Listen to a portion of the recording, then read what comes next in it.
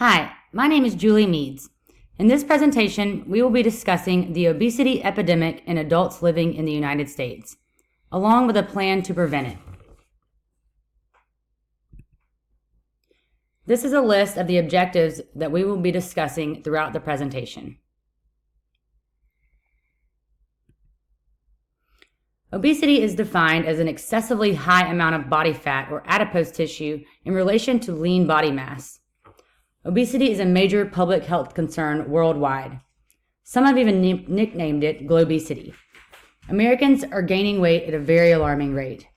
In fact, as you can see here, in less than 40 years, the prevalence of obesity in the U.S. has increased by over 50%. Now, 2 out of every 3 American adults are now overweight or obese. Obesity has been directly linked to hypertension, diabetes, cancer, and depression, in which we will discuss furthermore throughout this presentation. The United States has the 6th highest adult obesity rate in the world. On this slide, you will find a few frightening statistics on the morbidity and mortality effects of obesity on adults in the United States, as well as how much our country could cut down on medical costs and insurance spending if the effects of obesity are prevented and decreased in adults in the United States. I found it very alarming that if present trends continue, obesity will soon overtake smoking as the leading preventable cause of death in America. This is a list of a few of the risk factors associated with obesity. Your chance of becoming obese increases the older you get. Also, because habits develop at a young age, we should start educating children and adolescents to address this situation as early as possible. Obesity is more prevalent in women, specifically non-Hispanic Black and Mexican American women. Sedentary lifestyle and higher caloric intake are both key risk factors for obesity. The average American spends 55 of his waking hours sitting down. They simply weigh more because they sit more and eat more. The consequences of being overweight go well beyond image and self-esteem. Not only is it a major cause of premature death, but excess body fat also has serious consequences that are listed below. As we discussed previously, it contributes to increased morbidity and mortality and has become known as a significant cause of diabetes, cardiovascular disease, cancers, and renal insufficiency. This slide basically shows the science behind obesity and why it's causing cardiovascular disease. Low amounts of HDL, the good cholesterol, and high levels of LDLs, the bad cholesterol, eventually lead to atherosclerosis of the coronary arteries and the onset of heart disease, potentially leading to a possible stroke or myocardial infarction. This is a visual representation of atherosclerosis, actually causing buildup of plaque in the vessel, constricting it so that blood flow is not happening normally, the way it should be.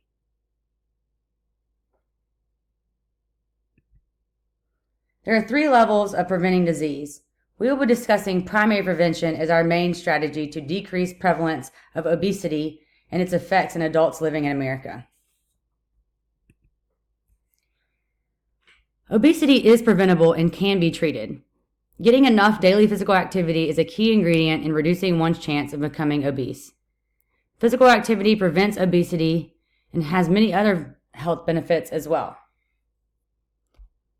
Scientific research shows that a sedentary lifestyle or life of inactivity will increase your chances of having a chronic disease.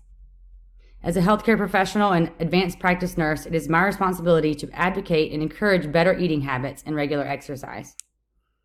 Coincidentally, physical activity and sleep are on the same page, which may seem ironic, but both are necessary to make the body function at its best. You can see here on this slide, sleeping less than 6 hours a day predicted the greatest weight gain. An unhealthy diet is also a main predictor and risk factor for obesity. For the majority, it is a simple equation. If you take in more calories than you burn, you'll gain weight. But if you burn more than you take in, you'll reduce. Weight gain was linked to high intake of potato chips, sugar-sweetened beverages, red meat, and processed meat. It is suggested that high intake of vegetables, whole grains, fruits, nuts, and yogurt all appear to protect against gaining weight. Healthy People 2020 also suggests to limit your intake of saturated and trans fats, cholesterol, added sugars, salt, and alcohol. Although much time, effort, and money have been extended by public health officials to encourage and educate people to eat less and exercise more, the message is being ignored by most of the population. Overall, people know that good nutrition and adequate physical activity prevent obesity, but there are still barriers in the way of success. Here are a list of a few that I'm sure everyone can relate to. The primary goal of primary prevention is to prevent disease before it occurs. Health education and promotion will help prevent the disease prior to the person getting it. Obesity has a greater impact the earlier it occurs. Starting in elementary school, we should start educating children on the importance of eating right, eating in moderation, and the necessity of physical exercise for our health, not for our looks. Support groups have also been proven to increase the likelihood of succeeding with a program relating to improving a person's health or changing bad habits. Just Keep Moving is a primary prevention, health education, and promotion program targeted to prevent obesity in adults living in the United States. Education should not be limited to just adults because, let's be honest, obesity is an issue for children, adults, adolescents, and older adults, as well as all races and sexes. The purpose of Just Keep Moving program is an interdisciplinary approach. An interdisciplinary approach to a primary prevention strategy to decrease obesity and its effects in adults living in the United States. The program will be staffed by healthcare professionals, an educated administrative staff, community volunteers, and BSN nursing students. As previously mentioned, education programs are not going to be completely aimed at adults. We must prevent the disease before it occurs. Starting with adults to prevent obesity in adults does not make sense. The same way that drug and alcohol programs and STD awareness are given throughout life, so should the education on obesity and its effects on the body and one's current and future health.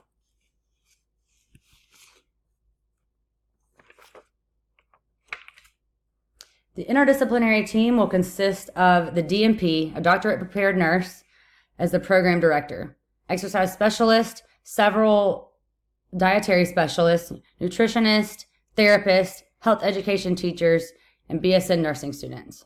The support staff will be needed for administrative work, financial managing, advertising, and helping to promote the program and marketing techniques. Community volunteers will also serve as a large and very important part of our staff. The more supportive people out in the community who wish for the bettering of our nation's health crisis and promoting ways of improvement, the better off we are.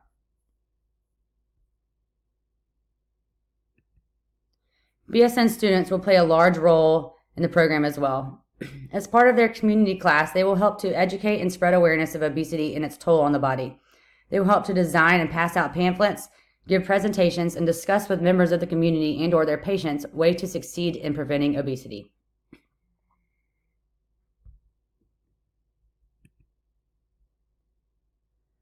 The next two slides are a list of the team's purpose.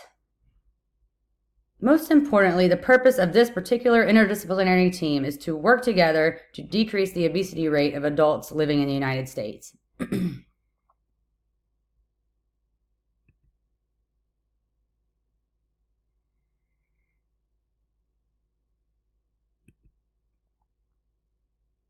This slide is just a few more program ideas that could be beneficial to the program.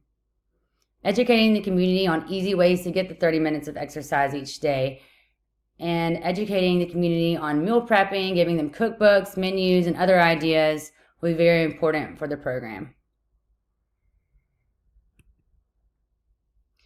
We will also need to raise awareness and money. Just Keep Moving will raise money to help school systems and senior citizen programs buy Exergames. Exergames can be extremely beneficial for mental and physical health. We and Dance Dance Revolution are just a few examples of extra games. A DNP will lead Just Keep Moving as a program director. He or she will educate the staff and the community on obesity, its effects, ways to prevent it, and hopefully through collected data from surveys and pre- and post-evaluations, will be able to improve the issue with the help of the staff and the community. As previously discussed, data will come from the pre- and post surveys or quizzes given to the community members and or patients and their diet journals and activity logs. Several leadership competencies are necessary for the advanced practice nurse to develop and implement a plan seeking to improve the health of the community. Starting with communication.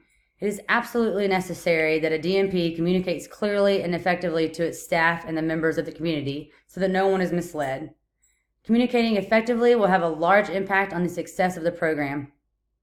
Also, part of communication is inspiring others. Inspiring others is very important as a DNP and healthcare professional. If you want to make change, you must be the change and lead by example. Moving on to the next leadership competency, environmental health. Environmental health is a necessary competency for the DNP nurse, especially working with the Just Keep Moving program. It is the responsibility of the DNP prepared nurse to create a realistic, ideal, healthy weight compared to one's height. It should be a weight that people strive for to literally be healthier, happier people and live longer, healthier lives. It is the job of the DNP to convey the importance of health to the members of the community. It's important to be aware of self-esteem issues and hostility and defeat when leading programs that deal with overall wellness, self-care, and image. Conveying the message that it goes way beyond being skinny or being in a bikini. It's about doing the things that your body needs to perform at its best and to prevent other negative comorbidities associated with being obese. 2 more leadership competencies for the advanced practice nurse implementing Just Keep Moving program are collaboration and education. Collaboration is an important element in the role of the DNP nurse in working with any healthy movement program. Collaboration is a key element in the role of every nurse in respect to working with the doctors, nutritionalists, therapists, case managers, and any other specialists, all for the greater health and well-being of the patient. Education is the last competency we will discuss, last but not least. The ANA embraces and encourages professional development and lifelong learning. Education is mandatory in the nursing and health profession for growth and improvement of health practices. Look how far we have come and how fast things change, especially with obesity. Education is needed to change the epidemic. In summary, Just Keep Moving is a community-based program seeking to truly educate people of all ages of the effects of obesity and obesity prevention to in turn decrease the amount of adults living in America with obesity. Just Keep Moving will aim to improve and motivate adults of their health. Surveys will be conducted, presentations will be presented, education will be promoted, assessments will be made, and the measurement of clinical performance and patient and community satisfaction will measure the success of the Just Keep Moving program.